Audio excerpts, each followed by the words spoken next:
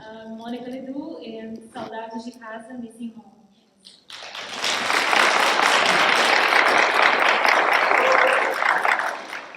My name is Stacey. Larkins. My film was Beyond Skin Deep.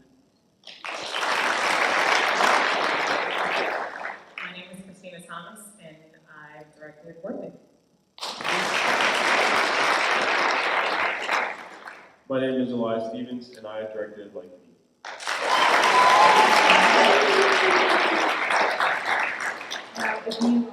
If you haven't noticed, we put you all together because your film had something to do with relationships. Good, bad, and different, funny. So can you just briefly tell us why you chose the subject matter you did? Oftentimes people say that you make movies that you know. So can we start with you and just talk about what inspired you to make your film?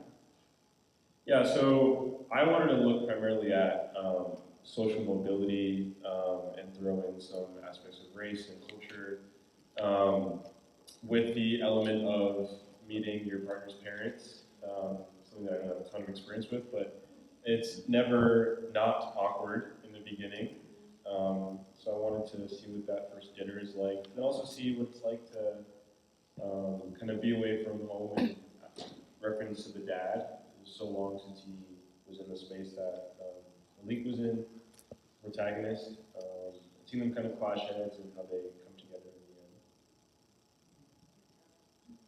end. My film was based on an actual situation that happened.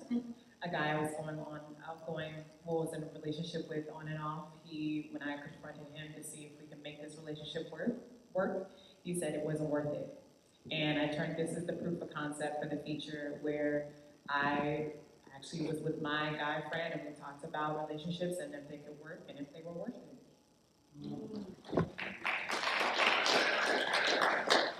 My film Beyond Skin Deep was on personal experiences. I'm in an interracial relationship. My husband is white and I have a daughter that looks white, and just having, it's really a compilation of my personal experiences and the struggles of identity and having a biracial child that looks white.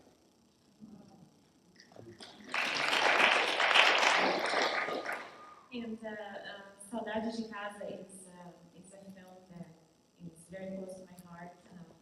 Saki, he's the writer, and he's here tonight.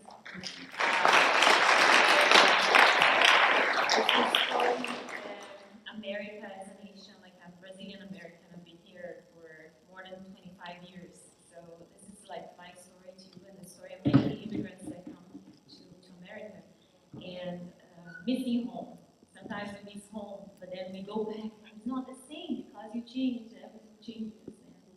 And that's the base of the story. And he's originally from Egypt himself, so the story is very close to our hearts. Thank you. Thank you.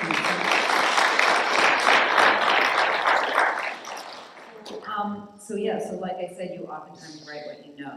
So thank you for sharing that. And that's not easy, right? To see your work up on the screen and have an audience react to something that's so near and dear to you. So can you talk a little bit about how you felt, what you felt like being in the audience with the audience reacting to what you just presented? I thought it was fun. I think this is the first audience where a lot more people were speaking and I could hear them whisper. That's what we do here. I was like, these people are being very kind. I was like, speak on more. But I thought it was a good reaction to something that, again, that happened to me, but, making it more fictional. But it was like, this was a fun audience. I haven't had an audience like this with this film, so. Go Boston, Roxbury!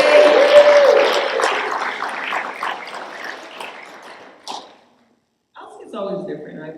This film is played in different film festivals, and the reaction is different depending on the audience. It is uncomfortable for me, but it's my truth. And so it is, I kind of take the approach that it is what it is, and this is my experience, and people can react how they want to feel, however they want, but it's my experience. But it definitely differs depending on the audience, the reactions.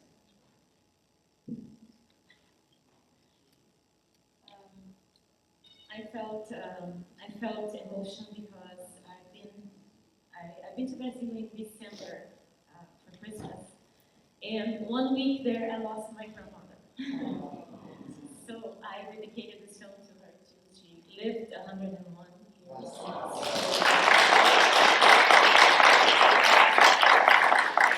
It was like she was waiting for me to go home, like I was missing home. It was grateful to see you here, and the reaction I think was very, for me, it was very emotional. I just want to say thank you for all of the reactions. This was certainly the best reaction I've gotten to the film. You guys made Roxbury Film Festival feel like home. Showing it at my school, I go to Wheaton, was very skewed because it was filled with professors and friends, and I was like, it's not good. Like, they're just being kind. But to be here to see an audience, primarily a Black audience especially, this was the first time, was so valuable. So just thank you so much for all your reactions. And I and Otis, who plays the father, I know we really appreciate it.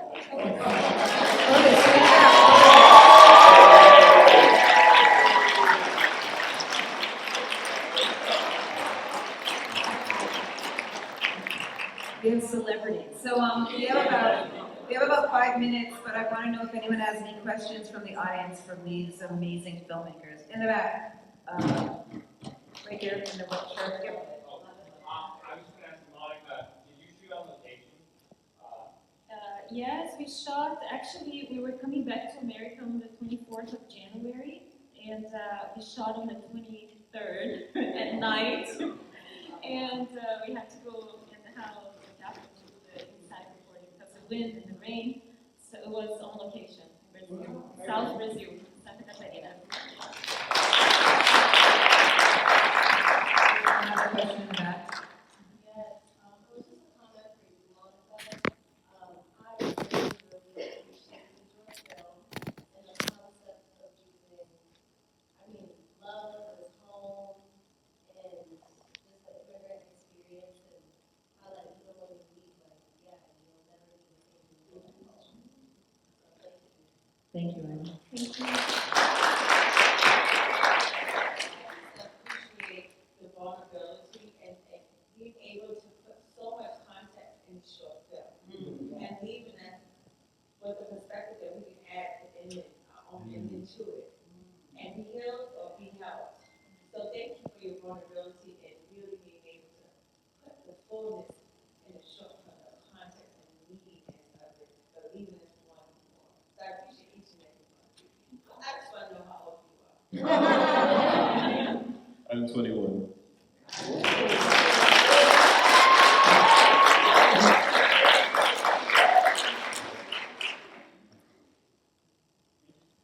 Okay, I gotta ask the guy who didn't like me, I gotta ask, why was there a fire alarm in the house? You know, that's such a great question.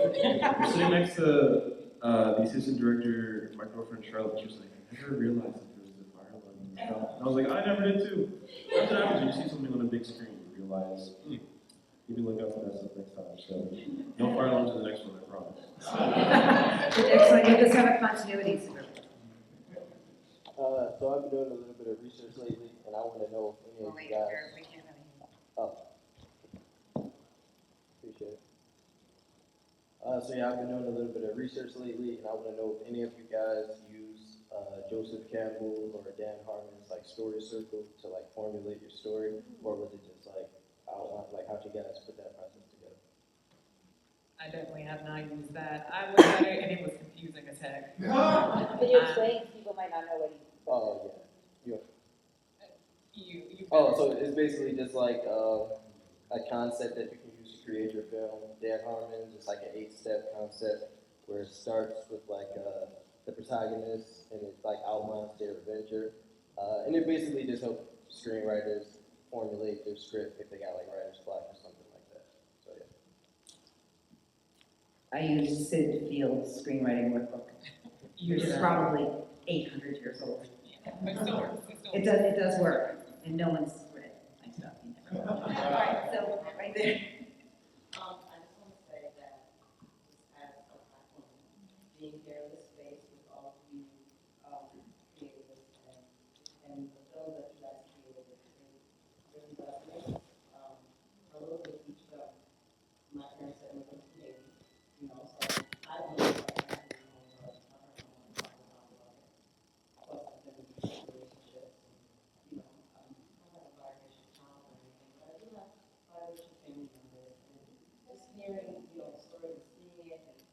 having to meet parents, I mean, everything, you know, relationships not working, this was great. This was really. Thank you, yes. Thank you so much.